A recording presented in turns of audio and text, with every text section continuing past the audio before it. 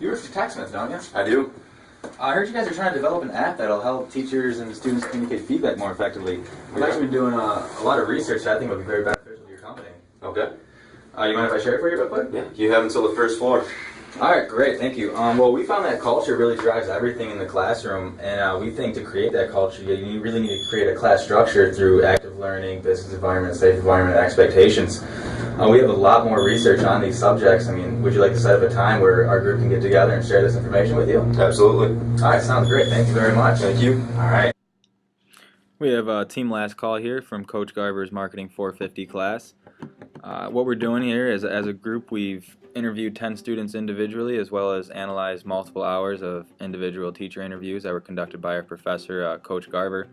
And the purpose of conducting this qualitative research was to provide insight on how teachers currently provide feedback and then exploit the positive and negatives from a student's perspective on that feedback and how it was received and the benefits that students received from it. The reason we chose qualitative research was because we feel it provides the depth of info needed to successfully meet the objectives. Also, qualitative research provides the opportunity to discover new elements to the topic at hand that we might not have known before. And specifically from qualitative research, we chose individual interviews instead of focus groups because mainly they're less biased. When you have a group of people, they sort of facilitate their answers to accommodate to the group. We didn't want that. We wanted truthful answers from individuals, so that's why we chose individual interviews. They also provide more detail, and once again, it'll get that depth that we're really looking for. So now I'm just going to quickly go over the sample that our research consisted of. Our group personally, we conducted 10 separate interviews of college students ranging in a wide variety of majors, composed of mostly juniors and seniors. We thought having an experienced student base from multiple majors would give us a better insight on how feedback is given throughout the education system as a whole instead of just one specific major. And then outside of the individual interviews that we conducted, we also analyzed tens of hours of teacher interviews that were conducted by our professor, Coach Garver. So just to briefly go over the interview guide that we sort of went across when we're conducting our interviews. We mainly tried asking, we asked everyone context questions, get their background of their students, what a day in a life is like for a college student. And we concentrated, we did a lot of grand tour questions, trying to get the process step by step of certain scenarios. We did a lot of product service questions, the pros and cons of certain scenarios. We found ourselves asking a lot of wish list questions, kind of putting the student in the scenario, see what he would do. And then as the interview went on, we just kind of let it naturally feel out and just probed at certain questions that we thought fit as the interview went on. And then to go into our data analyzation, we analyzed each interview separately, mapped out key concepts from each interview, and then found relationships that linked those key concepts within each interview. And then we found key common concepts throughout all of the interviews and linked them together. And we did this, that was a very similar process for both our student interviews as well as the teacher interviews. We analyzed each one separately, like I said, and then tried finding common themes throughout each one of them. And then after that, we kind of tried linking both the student and teacher interviews together to see kind of where students and teachers were on the same page, and just trying to find similarities throughout all of the interviews as a whole. All right, so now that we ran you through the steps of how we conducted our research, we're really going to get to the bread and butter of this and really show you what our research found and the results of it. So let's get started here. After completing our analysis, we discovered that structure plays a critical role when it comes to developing that crucial culture that we think facilitates the delivery and the way feedback is received. To begin, we'll introduce the four main concepts that we've discovered in our research that strongly contribute to developing the structure that we find so important to the classroom from both teachers and students' perspective. To begin, we're going to discuss our first sub-concept of structure as active learning. This is a topic that was brought up quite frequently in both teachers and students' interviews. And the first aspect of active learning in both deal with real-world examples. Teachers like using them because it creates a more interesting and relatable environment. for students. Zach Williams specifically talked about this in his interview, how he likes to bring in case studies, real-world articles to show students how what they're learning is actually used in the real world.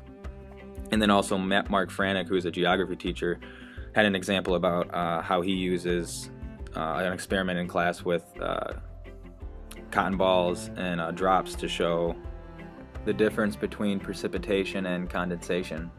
So those are just a few examples of how teachers are using real-world examples currently at CMU. And then similarly, students enjoy the real-world examples because it simplifies the material and helps students remember and relate the material to their own life. So when you have a real-world example and you're sitting in class and you're on a test, you can use that real-world example as a kind of a reminder of how of the material and what you learned.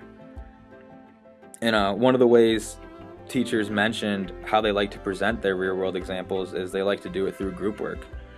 Teachers think that group work is very effective because it allows students to share opinions and see multiple perspectives from each other. And from the students' perspective, they also mentioned how a lot of them enjoy doing the group work for very similar reasons. It allows them to see multiple perspectives from their fellow peers and hear different opinions. And but most importantly, from a student's perspective, it helps them develop relationships and friendships within the class, and just kind of helps them feel more comfortable in it. And a really good example of this is our fellow teacher right now, Coach Garver. The whole first week of class we spent picking our groups. We really didn't even touch any material from the text or anything. We just spent meeting each other and choosing groups. And to this day, everything we do is group work. So that's a great example of how group work is being utilized in the classroom right now. And next, not only do teachers and students want real-world examples and they want to utilize group work, but they also really emphasize the importance of hands-on learning and actually applying the material from the text in the classroom. Example of this, one of our student interviewees was a real estate. He is a real estate major, and he was talking about how in class they actually look at homes for sale right now on the market, and they actually analyze that estate and is it worth what it's selling for? Is it, they go through various aspects of the financials of that real estate. So that's an example of how students are actually applying the material from the text in the classroom. And another example from a professor standpoint, Professor Gagne discusses what he calls his struggle experiment, where he makes students have this Vegas trip, and he makes the students do every single aspect of booking that trip, from starting from contacting the person that is in Vegas to booking it, to doing the logistics, to really doing everything step by step of making that Vegas trip happen. So that's just another example of how professors and students are trying to utilize that hands-on learning. And then once you establish the real-world examples, the group work, and the application, both teachers and students really find friendly and coordinated debate not only healthy, but very beneficial to the learning environment. A great example of this was Ken Cherry, a professor here at CMU. He even explains how he looks at himself as a mediator in the classroom, not a professor, because his classroom is strongly based off coordinated debate. This allows students actually really enjoy this because it helps harness those skills of articulating your opinions and providing support for those opinions, which students think this is great just because that's a crucial talent to have in the real world, to be able to articulate your opinions and not only articulate them but to provide support for them. And they really enjoy it just because it provides a fun environment to be able to have that friendly debate with your fellow peers and get their opinions as well. So a complementary concept that really helps create that active learning is conducting the classroom as if it were a business environment. And when we say business environment, we don't necessarily mean like treating your classroom as if it was like Quicken Loans. We mean more of including specific traits from the business world across all fields. Some of the traits that we specifically mean that actually came up quite a bit in our interviews are students being held accountable and giving and receiving performance recognition.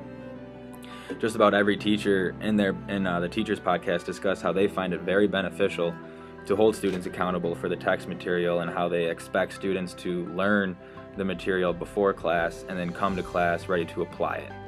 And then multiple students coincidentally also commented on this and said how they enjoy how a lot of their professors hold them accountable because it forces them to engage in the text and also helps them get an understanding of where they're struggling and where they need help, as well as where they're strong at, so they can go into class after reading the material and say, I've read the material, I don't really understand this part of the chapter, can you help me out? So doing that reading just kind of helps them give an idea of how they're handling the material. And then the other business environment trait that I mentioned earlier is the performance recognition of good or bad. Zach Williams had a really good example of this in his teacher interview, how he talked about on his drive home, he'll think about the class discussion. And if a student impressed him during that class discussion, he'll shoot him an email that day or the next morning saying, hey, I noticed you in class the other day, keep up the good work. Just a motivation to keep that student doing what he's doing. And then on the flip side, Mark Franek had a really good example in his podcast, how if he notices a student is struggling through his daily quizzes about one third through the semester, he'll pull him or her in and say, what can we do to help? How can we get your grade up? How can we change your study habits to improve you? So those are two really good examples of how students are using performance recognition on the good and bad side. So not only is it important and beneficial to emulate certain business environment traits, but it's equally as important to have your classroom be a safe environment. This was critical to both students and professors while we were doing our research. We found they both want a judgment-free environment that really helps students feel free to talk without the fear of being judged. Guys, this is our last team practice, which means The return of Captain Blood. no. What it means? Let's have some fun. So after analyzing the teacher podcast, we thought a great example of this came out of Zach Williams' interview, where he specifically talked about how that's one of his main goals as a teacher, is to create a safe environment for his students. He wants his students to feel safe in his classroom because he thinks that opens up much more boundaries for learning, and not only from himself but from each other. He really tries to create that environment where students can learn from each other. This is a crucial element to help stimulate that active learning that we discussed earlier as well. Students are going to open up more, they're going to share their opinions more if they feel safe and they feel like they're not being judged and they know that it's a learning environment. And also student-professor relations was another really big topic covered that we found very compelling and intricate in the building process of the class structure. Students discussed how having a close relationship helps tremendously with contacting their professor outside of class, and even just something as simple as approaching him or her in class. If you feel comfortable around your professor, you're going to be more prone to ask questions, whereas if your professor is more kept to himself, it's kind of harder to do that. So the last component that really helps build this structure and really helps drive our other three components is expectations.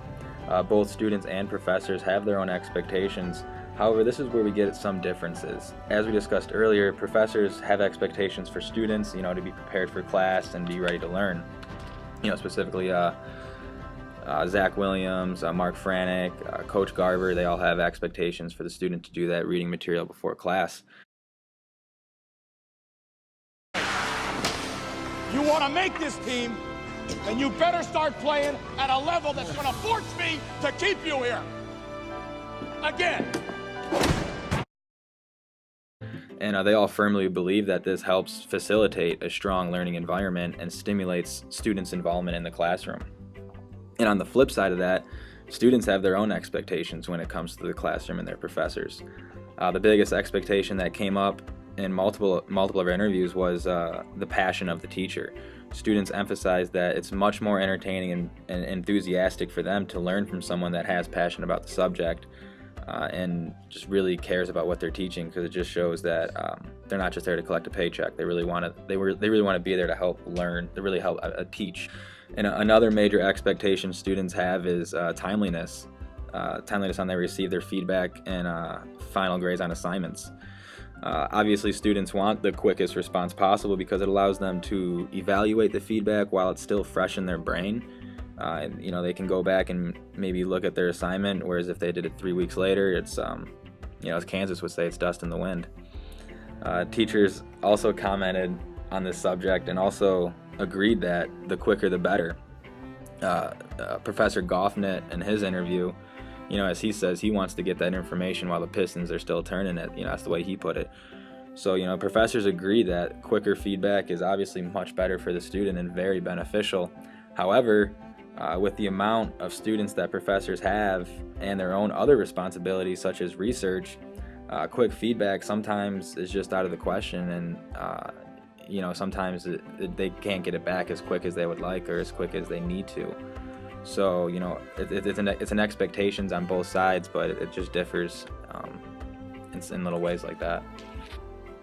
So to tie all this back to structure, the four main concepts that we just discussed, active learning, emulating the business environment, creating a safe environment, and having expectations, we think all those four concepts that's what really drives the structure. That's how you create that structure. And if you can do that successfully, if you can have a healthy structure in your classroom, including all those concepts, you're going to create this healthy learning culture in the classroom that's really going to drive your feedback. And if you can get that culture, the healthy culture, that's just going to provide an environment for really natural feedback. It's not going to be so much an effort if you can have that. So those four concepts we find very crucial to creating that structure, and like I just said, that structure is crucial for creating the culture. All right, so now we're going to spend a little time talking about culture, which really is the focal point of all of our research here. We think this is really what is driving everything. We're in a Ford F-450 right now, pedal to the metal. Culture's driving it. We're going. Let's do it. All right, so to start off, in one of the interviews that we analyzed with Professor Gagne, he actually specifically talked about he likes what he calls split atoms in each class period and create an energy. So right there, he's talking about creating an energy in that classroom that really helps students get comfortable and create an environment for students that he thinks would help better them learn. And actually, in a lot of our student interviews as well, students discussed on how they learn they pay more attention and they learn more in a classroom that has positive vibes, a good aura in it. And that all ties back to creating a good culture, and that's all it's a mutual effort there between the student and teacher to create that culture. But very common theme that we found out throughout our research is that when you have that healthy culture and when you utilize it, it facilitates for a much stronger learning environment, and it also provides for better feedback, because it creates a comfort zone for both students and teachers. Kind of ties back into the safe environment where students can approach their teacher easily, call him, email him, really do any of that nature with feeling comfortable and having that relationship with them. So like I said, culture we think is a focal point of our research. We think it's a really huge aspect of feedback, and it's just very important to create a healthy culture in the classroom. All right, so now we're really going to get to the meat and potatoes of what we're trying to get to here, and that's the outcome of what does culture do for us, and that's it helps facilitate feedback. Throughout our student interviews, we found types of feedback that are actually preferred by students. We'll list them off for you here. They want specified feedback, so they want their feedback to go in depth. They want in-process feedback, and what I mean by in-process feedback, think about an English class where you turn in a rough draft and you get feedback on it, and then you turn in a final draft. That's kind of in process. You're receiving feedback before you turn in a final project or assignment. And then the next, students really like constructive feedback. This is really based off the relationship with a teacher. You have to have a positive, good relationship with the teacher in order to take constructive feedback, but a lot of students did like that. And then lastly, a lot of students also liked anonymous feedback. Maybe not so much from the teacher, but when you're doing peer-to-peer evaluations, when you're giving and also receiving feedback, some students did prefer to have it be anonymous just to loosen any tension that might exist in that. And also, self-evaluation was a really big concept talked about when we were talking about feedback in our interviews. Students think when they give and receive feedback a lot, it helps them self-assess themselves better, just take a step back at their own work and evaluate it, which is huge in not only education but in the real world. If you can step back and evaluate your own work, that's a really big trait to have. And then lastly, just real quick, predominantly right now, the way teachers are giving feedback that we found, students mostly receive feedback right on the assignment. So they turn an assignment in, they get it back, it has a couple sentences of feedback maybe on it. And so as of right now, that's how students are predominantly receiving feedback, is, like I said, just directly writing on the assignment. If you learn nothing else when you're here, you learn this. All right? Because it's not just about hockey. It's easy to be confident when you have control of the puck. It's very, very difficult to keep that confidence when you got to take whatever strange bounces life throws your way. Don't be careless, but don't be too careful either. You cannot be afraid to lose. That's how you gain the confidence to attack the game when the puck isn't yours.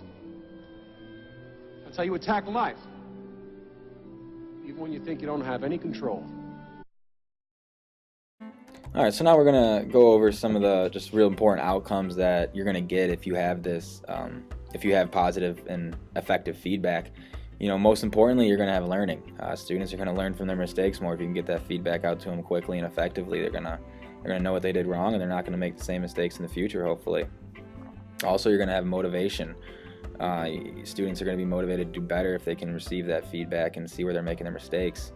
And they're gonna be more creative as well. It's a really important thing to have creativity in the classroom. It just, you know, really broadens the boundaries of the possibilities.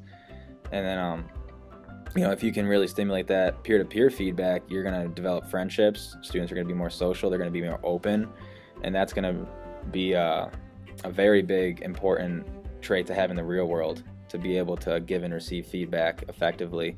And that, lastly, probably most importantly, you're going to have business-ready students. When they graduate, they're going to be ready to go out in the real world, ready to represent CMU to its finest. You know, put disgrace to those Broncos, because you know we all know they're not as good as us. Come on now. So those are the real important outcomes of feedback, we think. All right, now, lastly, we want to go over what we think is a very important topic right now that pertains to this project, and that's the barriers of feedback. What the hell's wrong with you? Put your gear on. I said put your gear on. The doc told me I can't play. Yeah, I know. You got a bad bruise. You know what? Put your street clothes on, because I got no time for quitters. Right now, we think predominantly the biggest barriers include, you know, first time. You know, we touched on it a little bit earlier in this podcast, and it's a huge barrier, specifically for teachers. They're really busy. You know, they have 300 plus students to give feedback to. They have research to do, so time is just a very big barrier right now. Next, technology is a pretty big barrier, we think. You know, new methods are a little bit scary to maybe the old school approach teacher. They don't want to adjust what they've been doing for so many years, so technology could be a barrier there as well. And then incentives, we found, is also another barrier. Teachers don't really have much incentive to provide tremendous or quick feedback to students. They don't really get any benefit out of them. If anything, it's just a nuisance to them and hinders their ability to do other stuff, such as their research. And then we also saw, after analyzing our research, that teachers not sharing their results is another barrier. One teacher's doing something that's really effective in his or her classroom, and their students are loving it, they're learning, and then that teacher won't share his strategies with other teachers. So it's kind of like a secret of what that teacher's doing. So if we could get teachers sharing their ideas more, what they're doing that's working to help students learn, that we think that'd be very beneficial to the education system as a whole. So now we just want to do a quick recap here and take you through what we've just spent the last 20 minutes explaining to you. We began talking about structure and the 4 concepts that we think really build that structure, such as active learning, emulating the business environment, creating a safe environment, and having those expectations both on teachers and students' parts. You know, we think those things really build that structure, and if you can build that structure successfully and in a strong foundation, it's going to lead to a very healthy culture that's just going to create a much better learning environment. And as I stated earlier, if you can create that culture, the feedback is going to come natural. That culture is just going to really help facilitate the classroom and create the learning environment that is going to be very beneficial to the learning experience for the students and the teachers as well.